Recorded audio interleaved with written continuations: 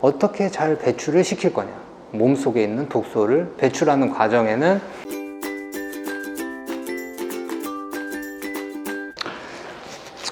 안녕하세요. 운동처방사 현아쌤입니다. 자, 오늘은 몸의 염증, 어떻게 하면 병을 없앨까? 염증은 곧 병이다.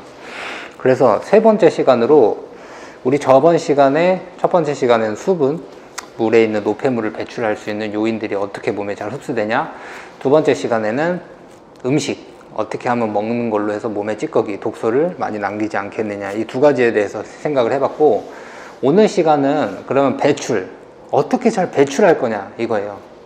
어떻게 잘 배출을 시킬 거냐. 몸속에 있는 독소를 배출하는 과정에는 소변, 대변, 피부로 배출되는 땀을 포함한 피부 알러지성, 그리고 네 번째가 호흡이 있어요. 숨. 이렇게 네 가지가 있는데 첫 번째는 소변이에요.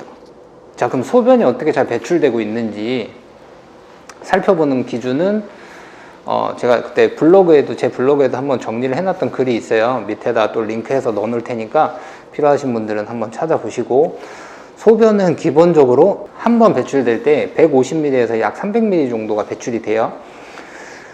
그게 마시는 양으로 따지면 내 입으로 꿀떡꿀떡 해서 보통은 한 7에서 10모금 정도의 물이에요. 그게 나가는 거예요. 근데 사람 몸은 기본적으로 들어오는 만큼 나가야 건강해요. 그래서 몸이 항상 일정한 형태를 유지하고자 하는 특성이 있어요. 몸에서는. 네. 그런 특성을 기반으로 먹는 것만큼 나가줘야 돼요. 들어오는 것만큼 빠져나가야 되고. 그래서 소변이 나가야 되는데, 소변이 기본적으로 잘 못 나가게 되면 소변에서는 악취가 나고요. 색깔이 진해져요. 그 두 가지를 보면 내가 지금 몸에서 잘 빠져나가는지를 확인을 할 수가 있어요. 기본적으로 소변은 옅은 노란색이 좋고, 너무 하얀색이면 몸에서 수분이 많다는 뜻이고요. 너무 색깔이 진하면 적다는 뜻이에요. 물이 적게 들어오고 있다는 뜻이에요. 그걸 가지고 물량은 한두 모금씩 조절해 가면서 먹으면 되고, 하루에 적절한 소변의 배출 횟수는 5회에서 8회 정도로 봐요. 네. 그리고 그걸 너무 과하게 넘어서면 이제 몸에서 수분이 잘 흡수가 되지 않고 너무 계속 빠져나간다는 뜻이고, 그 다음에 그거보다 너무 적으면 물을 너무 안 먹는다는 뜻이겠죠. 네. 그렇게 해서 판단해 보시면 되고, 대변 같은 경우도 마찬가지예요. 대변 같은 경우도 악취가 나고요. 그 다음에 색깔이 너무 안 좋아요. 대변의 색깔은 약간 금빛색이 좋아요. 황금색이 좋아요. 근데 이제 그런 색깔이 아니고, 이제 너무 매운 걸 많이 먹으면 너무 붉게 나오고, 그 다음에 몸속에서 너무 오랫동안 저장되어 있는 묵은 변이 나오면 보통 검은색에 막 이렇게 시커멓, 거무죽죽하고 이런 색깔이 나오거든요. 이제 그런 걸로 보면 돼요. 그리고 수분량이 대변에 너무 함유가 안 돼 있으면 변비가 되고요. 그 다음에 너무 많이 함유되어 있으면 설사가 되겠죠. 설사는 근데 몸속에 있는 독소를 배출하기 위한 하나의 과민 증상 중에 하나예요. 구토. 우리가 술을 너무 많이 마시죠. 그럼 독성이 너무 많이 들어오기 때문에 구토를 해서 내보내는 작용을 해요. 그래서 토를 하는 거예요. 그리고 반대로 음식을 잘못 먹었는데 음식이 상한 음식을 먹었어요. 그러면 탈이 나면 장 속에 염증을 만들어내서 묵은 변으로 막 위아래로 막 토하고 막 설사하고 난리도 아니죠. 그렇게 원래 빼내는 거예요. 이제 그런 작용들로 보시면 되고, 세 번째는 피부. 피부는 우리 40억 개의 땀구멍이 있다고 하거든요, 몸에. 거기에 가장 대표적인 피부로 독소를 배출하는 게 간지러움이에요. 간지러워, 피부가. 그러면 그쪽으로 독소가 배출된다는 뜻이거든요. 그리고 땀. 그리고 몸속에서 열이 나면서 열을 만들어내. 그것도 몸에 있는 이 분출 과정 중에 하나예요. 그리고 또 하나가 화를 내는 거죠. 몸 안에 있는 독소를 배출하기 위해서 화를 내요. 막 질러. 이제 이거에 대해서 한 가지 더 알려드리면, 우리 뇌 있죠. 이 뇌는 이성적인 기관이고요. 이 마음 있죠. 마음은 감성적인 기관이라고 해요. 그래서 뇌하고 가슴하고의 일치성이 많이 틀어져 버리잖아요. 둘이 사이가 안 좋아져 버리잖아요. 그러면 병이 생기는데, 그때 생기는 병이 보통은 우울증이나 조증이에요. 조울증. 그래서 뇌는 항상 가슴을 컨트롤 하려고 해요. 왜냐하면 교육을 받고 인지적으로 굴러가기 때문에, 이성적으로 굴러가기 때문에. 그리고 마음은 그냥 가는 대로 가려고 해요.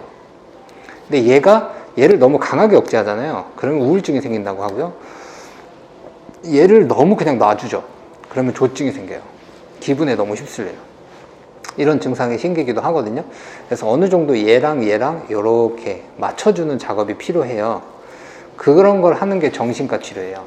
예, 그렇게 생각해 보시면 돼요. 그래서 내가 너무 이거랑 이성이랑 감정이 안 맞을 때 생겨나는 게 분노거든요.